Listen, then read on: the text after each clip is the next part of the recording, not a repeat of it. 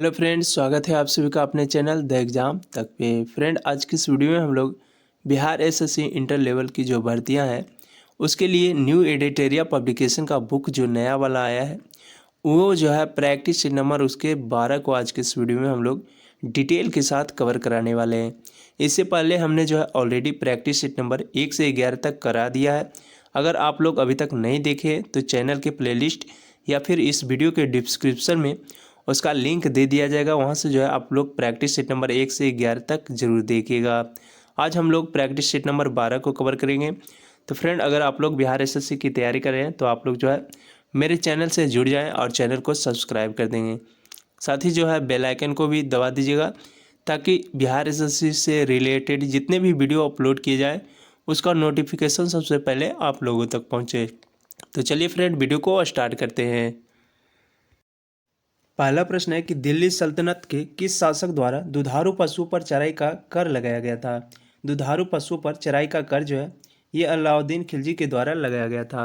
22 अक्टूबर 1296 में अलाउद्दीन खिलजी दिल्ली का सुल्तान बना और अलाउद्दीन के बचपन का नाम जो है ये अली या फिर गुरसास्प था। अलाउद्दीन खिलजी ने सेना को नगद वेतन देने एवं अस्थायी सेना की नींव रखी। दिल्ली के शासकों में अलाउद्दीन खिलजी के पास जो है सबसे विशाल अस्थायी सेना थी। घोड़ा दागने एवं सैनिकों को हुलिया लिखने की प्रथा जो है ये अलाउद्दीन खिलजी ने शुरू की थी और अलाउद्दीन खिलजी ने भुजस्व राजस्व दर को बढ़ाकर जो है इसमें 1/2 भाग कर दिया था। तो ये सारे पॉइंट को आप लोग जरूर याद रखिएगा। साथ ही इसमें अलाउद्दीन खिलजी के द्वारा जो है 2 नवीन कर लगाया गया था, जिसमें जो है एक चराई कर और दूसरा जो है गढ़ी कर था। अगला प्रश्न है कि 1857 की क्रांति में नाना साहब ने सैनिकों का नेतृत्व कौन सा रहा था। नाना साहब के सैनिकों का नेतृत्व जो है ये तात्या टोपे रहे थे। तो तात्या टोपे ऑप्शन से इसका राइट आंसर हो जाएगा। कानपुर में 5 जून 1857 के विद्रोह प्रारंभ हुआ था और इसमें नाना साहब के सैनिकों का नेतृत्व जो कि तात्या टोपे कर रहे थे, जिनका वास्तविक नाम जो है रामचंद्र पांडुरंग था। नवाब अजीमुल्ला नाना साहब के मुख्य सलाहकार एवं फतेहपुर में क्रांति का नेतृत्व करता थे। तो ये सारे पॉइंट को जो आप लोग याद रखिएगा। और फ्रेंड, आप लोग जो है शुरू से अंत तक वीडियो में बने रहिएगा। सारे पॉइंट को जो है सारे प्रश्न को हम लोग डिटेल के साथ कवर कराने वाले हैं। अगला प्रश्न है कि स्वामी दयानंद सरस्वती का बचपन का नाम क्या था। स्वामी दयानंद सरस्वती के बचपन का नाम जो है ये मूल शंकर था। मूल शंकर ऑप्शन है इसका राइट आंसर हो जाएगा। स्वामी दयानंद सरस्वती के बचपन का नाम मूल शंकर था। ये जो है दंडित स्वामी पूर्णानंद के ने मूल शंकर का नाम जो है स्वामी दयानंद सरस्वती रखा था। यानी इनका जो है नाम दयानंद सरस्वती जो कि दंडित स्वामी पूर्णानंद जी के द्वारा रखा गया था और इसके गुरु स्वामी बिरजानंद थे। दयानंद सरस्वती के विचार एवं चिंतन का प्रकाशन इनकी प्रसिद्ध पुस्तक जो कि सत्यार्थ प्रकाश में हुआ था। आपसे ये क्वेश्चन पूछा जाएगा, सत्यार्थ प्रकाश की रचना किसने की थी। तो दयानंद सरस्वती जी के द्वारा किया गया था। तो आप लोग सारे पॉइंट को जो है जरूर याद रखिएगा। अगला प्रश्न है कि भारतीय राष्ट्रीय कांग्रेस के किस अधिवेशन में पहली बार एक महिलाओं को अध्यक्ष चुना गया था। एक महिलाओं को पहली बार अध्यक्ष जो है ये कांग्रेस के 1917 के कलकत्ता अधिवेशन में चुना गया था। तो 1917 के कलकत्ता अधिवेशन ऑप्शन डी इसका राइट आंसर हो जाएगा। और इसमें जो है प्रथम महिला अध्यक्ष चुना गया था जो कि एनी बेसेंट जी को चुना गया था।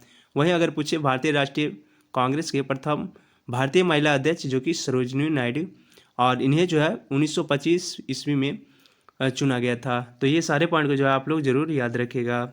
अगला प्रश्न है कि बाल गंगाधर तिलक के गीत जो कि गीता रहस्य है नामक पुस्तक के रचनाकार कौन है। गीता रहस्य के पुस्तक के रचनाकार जो है ये मांडले हैं। मांडले ऑप्शन सी इसका राइट आंसर हो जाएगा। 1908 में तिलक के केसरी में प्रकाशित लेखों के आधार पर 6 वर्ष की कारावास की सजा देकर मांडले जेल यानी भेज दिया गया था।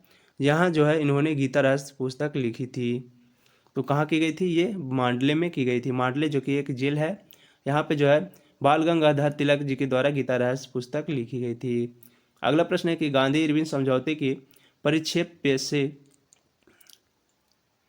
अगला प्रश्न है कि गांधी इरविन समझौते के परिप्रेक्ष्य में किसने गांधी और इरविन को 2 महात्मा की संज्ञा दी थी।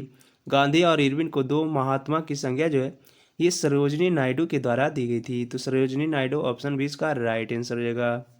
अगला प्रश्न है कि भारतीय पुनर्जागरण के पिता राजा राम मोहन राय की मृत्यु कहाँ हुई थी। भारतीय पुनर्जागरण के पिता जो है राजा राम मोहन राय को कहा जाता है, और इनकी मृत्यु जो है ये ब्रिस्टल में हुई थी। ब्रिस्टल में राजा राम मोहन राय की मृत्यु हुई थी। और ये जो है राजा राम मोहन राय को मुगल बादशाह जो कि अकबर द्वितीय ने अपने पेंशन बढ़ाने के लिए बातचीत करने के लिए 1830 ईस्वी में इंग्लैंड भेजा था।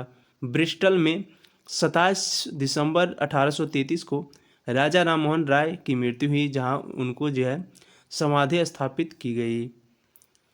अगला प्रश्न है कि हरिजन सेवक संघ के प्रथम अध्यक्ष थे। हरिजन सेवक संघ के प्रथम अध्यक्ष जो थे ये घनश्याम दास बिड़ला थे। तो घनश्याम दास बिड़ला ऑप्शन बी इसका राइट आंसर हो जाएगा। पूना समझौता जो कि 1932 ईस्वी के बाद गांधी जी पूरी तरह से अस्पृश्यता विरोध आंदोलन में सक्रिय हो गए तथा यह जो है अखिल भारतीय अस्पृश्यता विरोधी लीग के संस्थापक की स्थापना की, और जो कि कालांतर में हरिजन सेवक संघ के नाम से जाना जाता है। तो ये सारे पॉइंट को जो है आप लोग जरूर याद रखिएगा। अगला प्रश्न है कि भारत छोड़ो आंदोलन के समय इंग्लैंड के प्रधानमंत्री कौन था।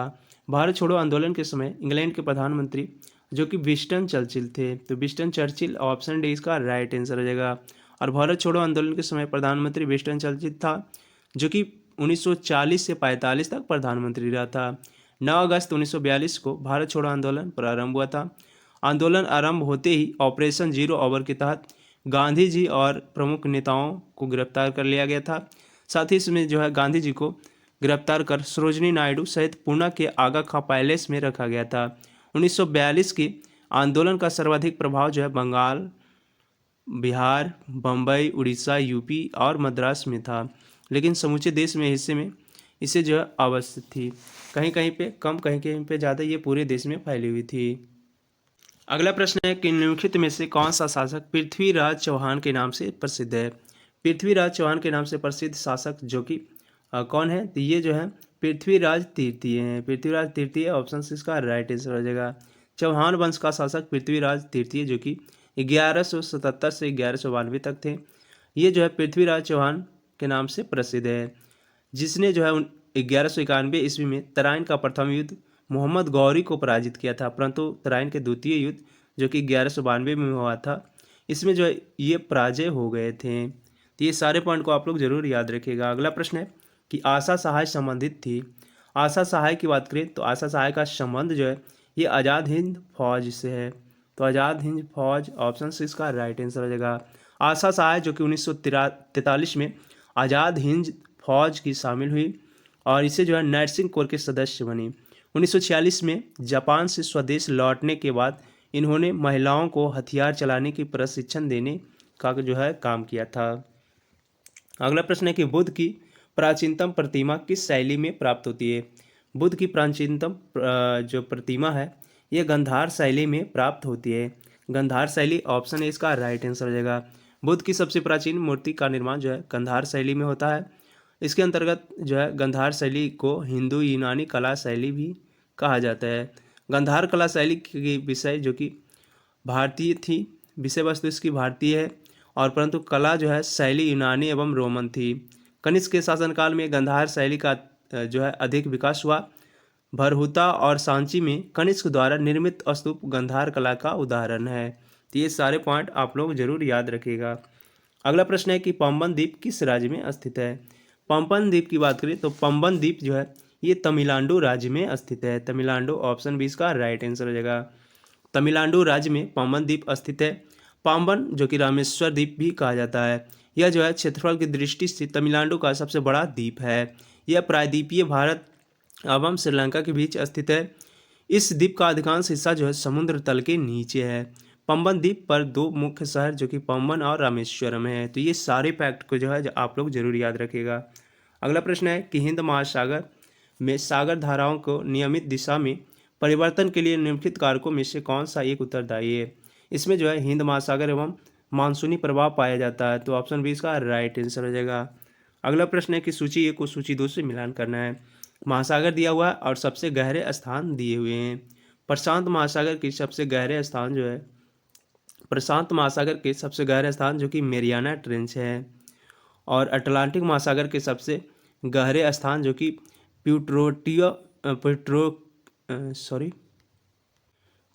प्यूर्टो रिको ट्रेंच, ये जो है अटलांटिक महासागर में स्थित है। हिंद महासागर में जो है, हिंद महासागर की बात करें तो हिंद महासागर में जो है ये जावा द्वीप स्थित है, जावा। और अटलांटिक महासागर में यूरेशियन बेसिन स्थित है। यानी ए का 3, बी का 4, तो इसका राइट आंसर जो है ऑप्शन बी हो जाएगा। ए का 3, बी का 4 और सी का 1 और डी का 2। एक बार फिर से मिलान कर देता हूँ। प्रशांत महासागर में मेरियाना ट्रेंच और अटलांटिक महासागर में प्यूर्टो रिको ट्रेंच और हिंद महासागर में जावा, अटलांटिक महासागर में यूरेशियन बेसिन। अगला प्रश्न है कि संयुक्त राज्य अमेरिका के मध्य मैदानों पर चिनूक हवाओं का सबसे क्या प्रभाव पड़ता है। चिनूक हवाओं का प्रभाव जो है इसमें जाड़े का तापमान बढ़ा देता है, जाड़े का तापमान जो है इसमें बढ़ जाता है। और ये जो है चिनूक हवाओं का प्रभाव है। और चिनूक हवा जो कि संयुक्त राज्य अमेरिका के मध्य मैदानों में पाया जाता है। अगला प्रश्न निम्नलिखित में से किस पहाड़ी पर पूर्वी घाट पश्चिमी घाट से मिलता है। पूर्वी घाट पश्चिमी घाट से जो मिलता है ये जो है ये नीलगिरी पहाड़ी पर मिलता है। तो नीलगिरी पहाड़ी ऑप्शन सी इसका राइट आंसर हो जाएगा। पूर्वी घाट भारत के दक्षिण में पूर्वी समुद्र के तट के समानांतर फैली हुई है और पश्चिमी घाट जो कि दक्षिण भारत के पश्चिमी समुद्र तट के सहारे फैली हुई है। तो ये सारे पॉइंट आप लोग जरूर याद रखिएगा। दंडकारण्य क्षेत्र अवस्थित है। दंडकारण्य क्षेत्र की बात करें ये जो है छत्तीसगढ़ और उड़ीसा में स्थित है। तो छत्तीसगढ़ और उड़ीसा ऑप्शन बी इसका राइट आंसर हो जाएगा। यह जो है दक्षिण पूर्वी भाग में स्थित है और लगभग जो ये है ये लगभग जो है 35,600 वर्ग मील की क्षेत्रफल में फैली हुई है। इसमें पश्चिमी में अबुकझमार हिल्स एवं पूर्वी तट पर जो है ये पूर्वी घाट शामिल है। इसमें छत्तीसगढ़, उड़ीसा, तेलंगाना और आंध्र प्रदेश राज्य में शामिल ये जो है दंडकारण्य क्षेत्र है। यह भारत का ऐतिहासिक क्षेत्र है जिसका उल्लेख जो है रामायण में भी मिलता है। अगला प्रश्न है कि कोरी क्रीक जो कि निवेशिका है स्थित है। कोरी क्रीक की बात करें तो कोरी क्रीक जो है ये कच्छ के रण में स्थित है। कच्छ के रण जो कि गुजरात में स्थित है, यहाँ जो है कोरी क्रीक स्थित है। तो ऑप्शन ए इसका राइट आंसर हो जाएगा। और अरब सागर के पास में स्थित यह जो है निवेशिका पूर्ण रूप से भारत के स्वामित्व है। कोरी क्रीक पर जो है कोई विवाद नहीं है। कोरी क्रीक से जो है 33 किलोमीटर दूर सर क्रीक पर जो है पाकिस्तान अपना स्वामित्व बताता है। सर क्रीक भारत का गुजरात और पाकिस्तान के सिंध प्रांतों को अलग करता है। अगला प्रश्न है कि निम्न में से किस अनुच्छेद में शहरी स्थानीय निकायों से संबंधित 18 कार्यों की सूची दी गई है। शहरी स्थानीय निकायों से संबंधित 18 कार्यों की सूची जो दी गई है ये भारतीय संविधान के अनुच्छेद 243 के डब्ल्यू में दी गई है। तो भारतीय संविधान के अनुच्छेद 243 का डब्ल्यू ऑप्शन है इसका राइट आंसर हो जाएगा। अगला प्रश्न है कि निम्न में से किस मामले में सर्वोच्च न्यायालय ने यह निर्णय दिया कि मौलिक अधिकार और राज्य के नीति निर्देशक तत्व मौलिक अधिकार ऊपर है। इसमें जो है मौलिक अधिकार ऊपर है ये जो है गोलकनाथवाद में जो है ये जो है बताया गया कि मौलिक अधिकार और राज्य के नीति निर्देशक तत्वों में मौलिक अधिकार जो है ऊपर है। ये गोलकनाथ वाद में जो है निर्णय लिया गया है। अगला प्रश्न है कि केंद्र सरकार का यह कर्तव्य होगा कि प्रत्येक राज्य को बाहरी आक्रमण से रक्षा करे। ऐसा प्रावधान भारतीय संविधान के किस अनुच्छेद में किया गया है। ऐसा प्रावधान जो है भारतीय संविधान के अनुच्छेद 355 में किया गया है। 355 में बताया गया है कि केंद्र सरकार का यह कर्तव्य होगा कि प्रत्येक राज्य को बाहरी आक्रमण से रक्षा करना। और ये जो है भारतीय संविधान के अनुच्छेद 355 में इसका वर्णन मिलता है। अगला प्रश्न है कि पिछड़े वर्ग के आरक्षण को लेकर बने मंडल आयोग ने किस वर्ष अपना रिपोर्ट प्रस्तुत किया। पिछड़े वर्ग के आरक्षण को लेकर बने मंडल आयोग जो है अपना रिपोर्ट प्रस्तुत किया। ये जो है 1980 में प्रस्तुत किया। तो 1980 ऑप्शन बी इसका राइट आंसर हो जाएगा। अगला प्रश्न है कि समान कार्य के लिए समान वेतन ये जो है क्या है। समान कार्य के लिए समान वेतन जो है ये राज्य के नीति निर्देशक तत्व का अंग है। राज्य के नीति निर्देशक तत्वों का अंग है जो कि समान कार्य के लिए समान वेतन। और इसका वर्णन जो है भारतीय संविधान के अनुच्छेद 39 के 1 में इसका जो है समान कार्य के लिए समान वेतन का वर्णन मिलता है। अगला प्रश्न है कि संसदात्मक शासन व्यवस्था में क्या होता है। संसदात्मक शासन व्यवस्था की बात करें इसमें जो है विधायिका का कार्यपालिका पर नियंत्रण होता है। विधायिका का कार्यपालिका पर नियंत्रण जो है ये संसदात्मक व्यवस्था में होता है।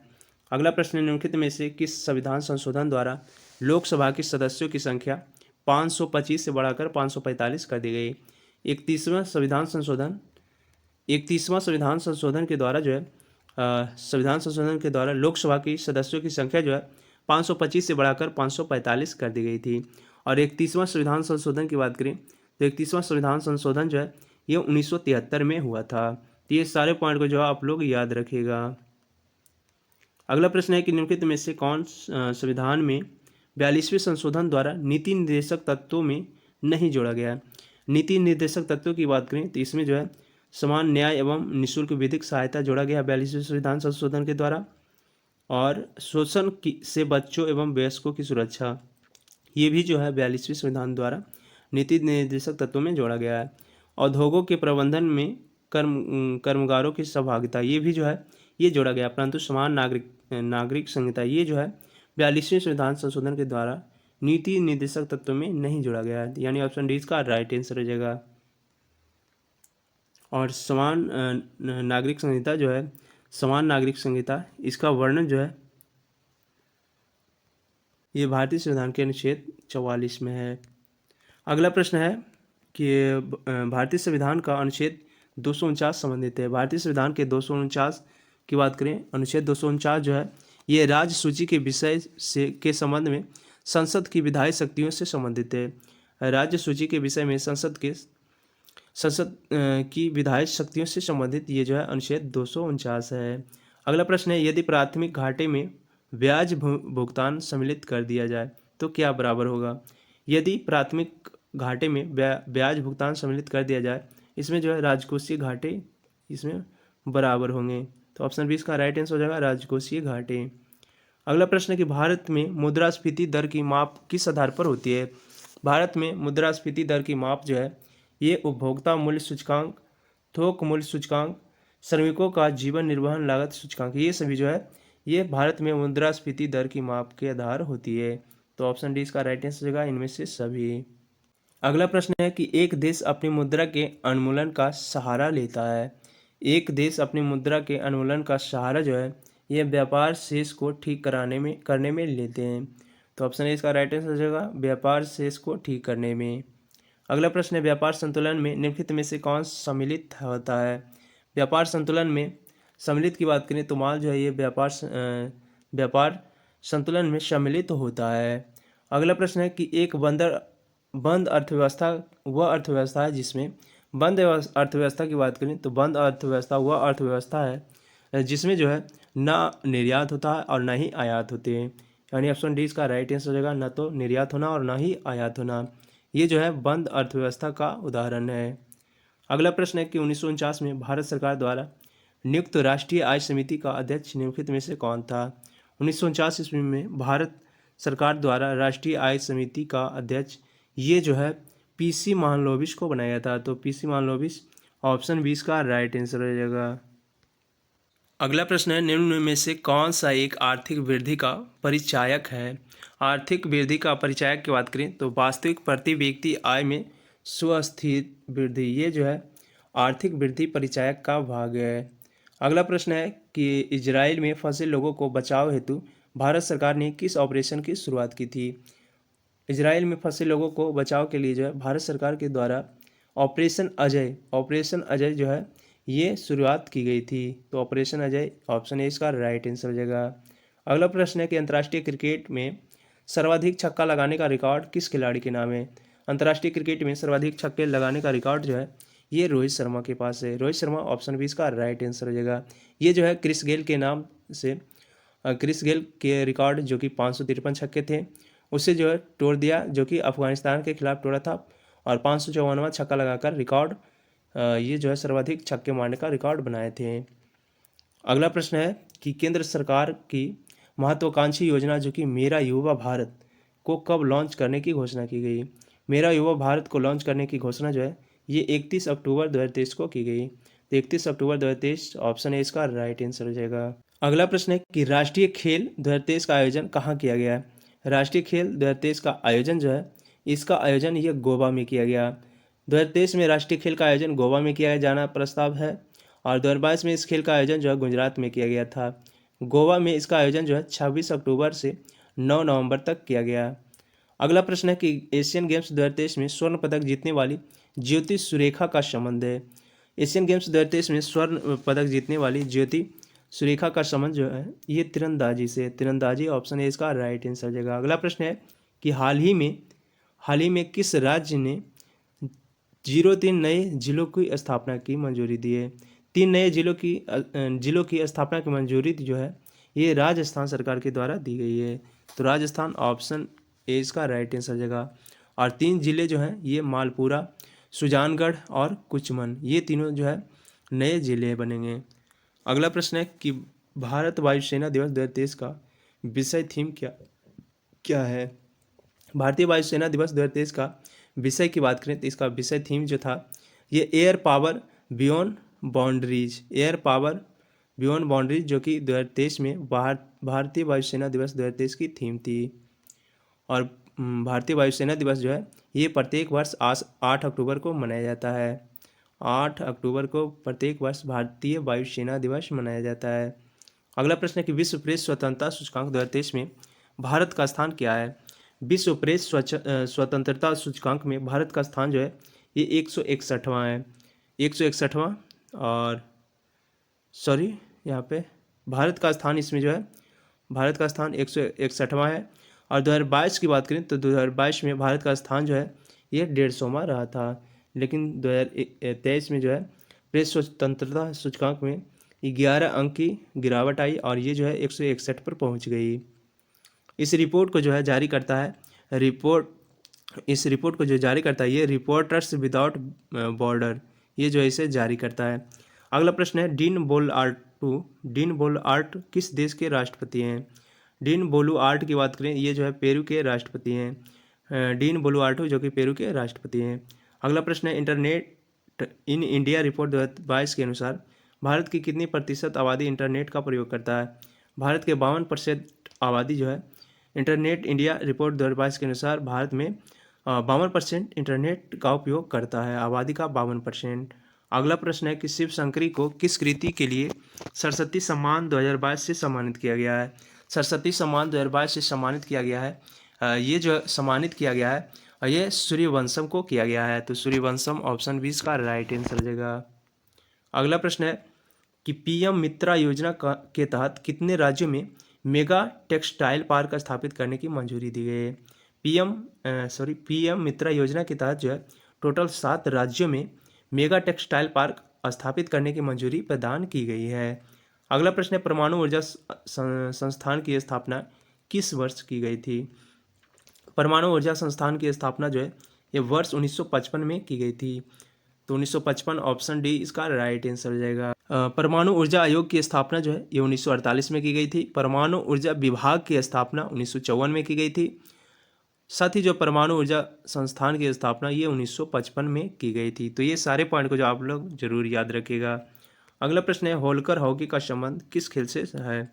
होलकर हॉकी की बात करें तो होलकर हॉकी का संबंध जो है ये ब्रिज से है। ब्रिज ऑप्शन 20 का राइट आंसर हो जाएगा। सर्किट कप जो कि गोल्फ से संबंधित है। फेडरेशन कप जो कि बास्केटबॉल से संबंधित है। राधा मोहन कप जो कि पोलो से संबंधित है। और थॉमस कप जो कि बैडमिंटन से संबंधित है। तो ये सारे पॉइंट को आप लोग जरूर याद रखिएगा। और फ्रेंड अगर अभी तक मेरे चैनल को सब्सक्राइब नहीं किए हैं तो चैनल को जरूर सब्सक्राइब कर लेंगे। अगला प्रश्न है कि विश्व वन्य जीव दिवस प्रतिवर्ष कब मनाया जाता है। विश्व वन्य जीव दिवस प्रतिवर्ष जो है ये 3 मार्च को मनाया जाता है। 3 मार्च ऑप्शन ए इसका राइट आंसर हो जाएगा। विश्व दूरसंचार दिवस 17 मई को मनाया जाता है। विश्व डाक दिवस जो कि 9 अक्टूबर को मनाया जाता है। विश्व शांति दिवस 21 सितंबर को मनाया जाता है। विश्व विरासत दिवस जो कि 18 अप्रैल को मनाया जाता है। अगला प्रश्न है कि निम्नलिखित में से कौन सा रासायनिक परिवर्तन का उदाहरण है। रासायनिक परिवर्तन की बात करें तो रासायनिक परिवर्तन का उदाहरण जो है ये है दूध का खट्टा होना, बर्फ का पिघलना, ये जो है रासायनिक परिवर्तन का उदाहरण नहीं है। सोडियम क्लोराइड का क्रिस्टलीकरण ये भी जो है रासायनिक परिवर्तन का उदाहरण नहीं है। दूध का खट्टा होना ये जो है रासायनिक परिवर्तन का उदाहरण है। तो ऑप्शन 20 का राइट आंसर हो जाएगा। अगला प्रश्न है एक बैठक हॉल में शुरू में प्रतिभागियों से आधा भरा होता है, कुछ समय बाद पूर्ण क्षमता से भरा होता है, फिर जो है भाषण का अस्पष्टता होगा।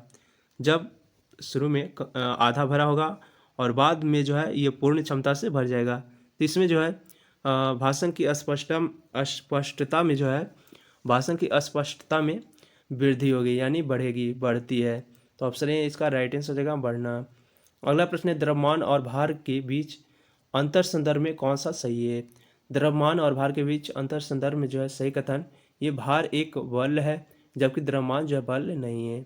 भार जो है एक बल है परंतु द्रव्यमान जो है एक बल नहीं है। अगला प्रश्न है कि एक प्रकाश वर्ष लगभग बराबर होता है। एक प्रकाश वर्ष की बात करें तो एक प्रकाश वर्ष में जो है लगभग 10⁻13 किलोमीटर होता है। तो ऑप्शन बी इसका राइट आंसर हो जाएगा 10⁻13 किलोमीटर। और एक प्रकाश वर्ष में जो है ये 9.461 इंटू 10⁻12 किलोमीटर होता है। तो ये सारे पॉइंट को जो है आप लोग जरूर याद रखिएगा। मीटर में पूछे तो ये जो है 10⁻15 हो जाएगा। अगला प्रश्न है कि पूर्ण आंतरिक परावर्तन कब होता है। पूर्ण आंतरिक परावर्तन की बात करें तो पूर्ण आंतरिक परावर्तन जो है जब प्रकाश गमन करता है, जब डायमंड से कांच में प्रकाश गमन करता है तो पूर्ण आंतरिक परावर्तन होता है। अगला प्रश्न है कि रदरफोर्ड के प्रयोग में अधिकांश अल्फा कण सीधे पन्नी के माध्यम से जाते हैं क्योंकि इसमें जो है परमाणु का अधिकांश भाग खाली होता है। तो ऑप्शन डी इसका राइट आंसर हो जाएगा परमाणु का अधिकांश भाग खाली होना। जब परमाणु का अधिकांश भाग खाली होता है तब जो है रदरफोर्ड के प्रयोग में अधिकांश अल्फा कण सीधे पन्नी के माध्यम से जाते हैं। अगला प्रश्न है कि निम्न में से कौन सी शुद्ध पदार्थ नहीं है। शुद्ध पदार्थ की बात करें तो सोना, ग्लूकोज और पानी ये जो है शुद्ध पदार्थ है, परंतु शुद्ध दूध जो है ये शुद्ध पदार्थ नहीं है। अगला प्रश्न है कि ग्रीष्म ऋतु में मिट्टी के घड़े में रखा पानी किस घटना के कारण ठंडा हो जाता है। मिट्टी के घड़े में रखा पानी जो है ये ग्रीष्म ऋतु के समय बाष्पोत्सर्जन के कारण जो है ठंडा महसूस होता है, यानी बाष्पोत्सर्जन के कारण जो है ये पानी ठंडा रहता है। तो ऑप्शन बी इसका राइट आंसर हो जाएगा बाष्पोत्सर्जन। अगला प्रश्न है कि दृष्टिबाधिता छात्र निम्नलिखित में से किसका उपयोग अम्ल एवं क्षार संकेतक के रूप में कर सकता है।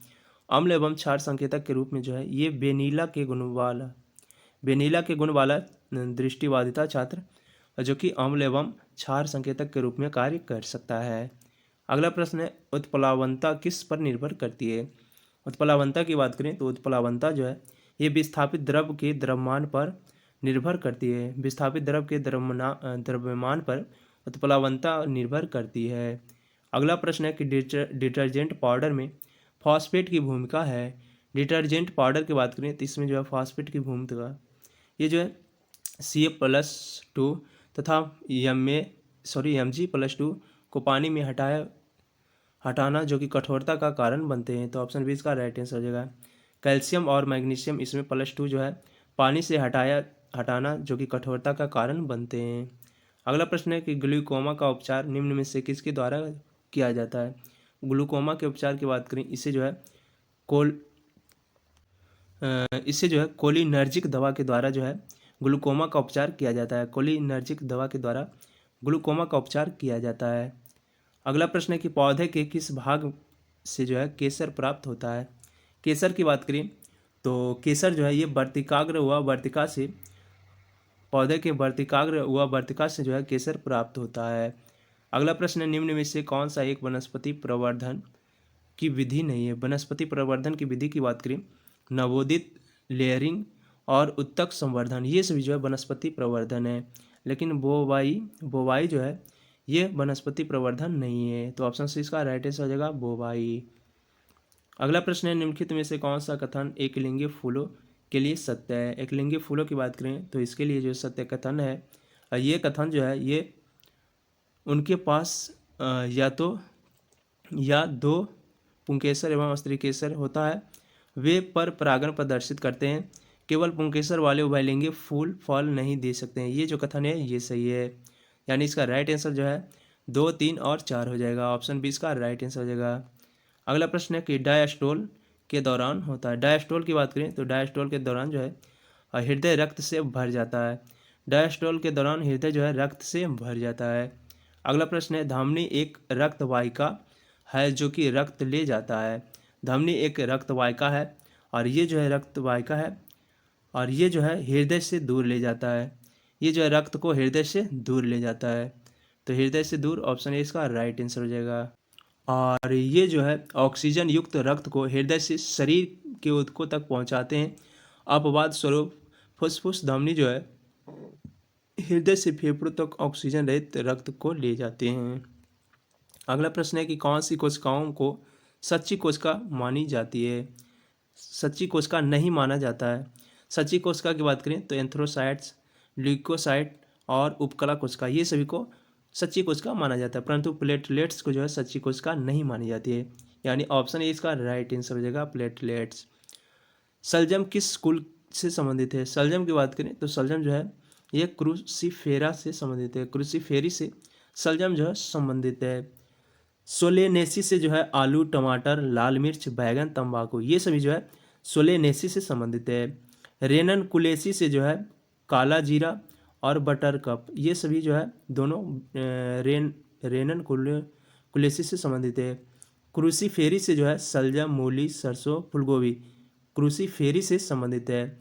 रूटेसी जो कि नींबू, संतरा, मौसमी, नींबू, संतरा और मौसमी जो है ये रूटेसी से संबंधित है। रोजेसी से सेब, गुलाब, नाशपाती, रोजेसी, सेब, गुलाब, नाशपाती जो है ये रोजेसी से संबंधित है। तो ये सारे पॉइंट को जो है आप लोग जरूर याद रखिएगा। अगला प्रश्न है कि निम्नलिखित में से कौन सा रोगवाहक और रोग का सम्मिलित युग्म है? क्यूलेक्स की बात करें तो क्यूलेक्स जो है ये फाइलेरिया से संबंधित है, यानी ऑप्शन ए इसका राइट आंसर हो जाएगा, क्यूलेक्स फाइलेरिया से। अगला प्रश्न है आयरन की कमी से होने वाला एनीमिया किस परजीवी संक्रमण की जटिलता है? आयरन की कमी से होने वाला एनीमिया जो है ये हुकवर्म परजीवी संक्रमण की जटिलता है। अगला प्रश्न है निम्न में से किसका उपयोग प्रोबायोटिक के रूप में किया जाता है? प्रोबायोटिक के रूप में जो है लैक्टोबैसिलस का प्रयोग किया जाता है, लैक्टोबैसिलस, ऑप्शन बी इसका राइट आंसर हो जाएगा। और ये जो है हमारे आंतों में पाया जाता है। अगला प्रश्न है कि शीतल पेय के बोतल और बच्चों को दूध पिलाने की बोतलें आमतौर पर बनी होती है। शीतल पेय की बोतलें और बच्चों को दूध पिलाने की बोतलें जो है ये पॉलीस्टायरीन की बनी होती है, पॉलीस्टायरीन, ऑप्शन सी इसका राइट आंसर हो जाएगा। अगला प्रश्न है नाइट्रेट उर्वरकों के अत्यधिक प्रयोग से बच्चों में कौन सा रोग होता है? नाइट्रेट उर्वरकों की अत्यधिक प्रयोग से जो है बच्चों में मेथेमैग्लोनीमिया जो है रोग ये अत्यधिक होता है। तो मेथेमैग्लोनीमिया, ऑप्शन सी इसका राइट आंसर हो जाएगा। अगला प्रश्न है कि बायोगैस में मीथेन सामग्री है। बायोगैस में मीथेन सामग्री जो है ये 55 से 75% है, 55 से 75% जो कि बायोगैस में मीथेन सामग्री है, यानी ऑप्शन बी इसका राइट आंसर हो जाएगा। तो फ्रेंड हमने जो है आज की इस वीडियो में प्रैक्टिस सीट नंबर 12 को सभी जो है जीके जीएस जितने भी थे टोटल 75 थे उसे जो है हमने आज की इस वीडियो में कवर करा दिया है। और वीडियो अगर आपको अच्छी लगी तो वीडियो को लाइक कर देंगे और चैनल को अभी तक सब्सक्राइब नहीं किए हैं तो सब्सक्राइब भी कर देंगे। साथ ही जो है अपने दोस्तों के साथ अधिक से अधिक शेयर जरूर कीजिएगा। तो चलिए फ्रेंड अब हम लोग प्रैक्टिस सीट नंबर 13 में अगले वीडियो में मिलेंगे। आज के लिए इतना ही। जय हिंद।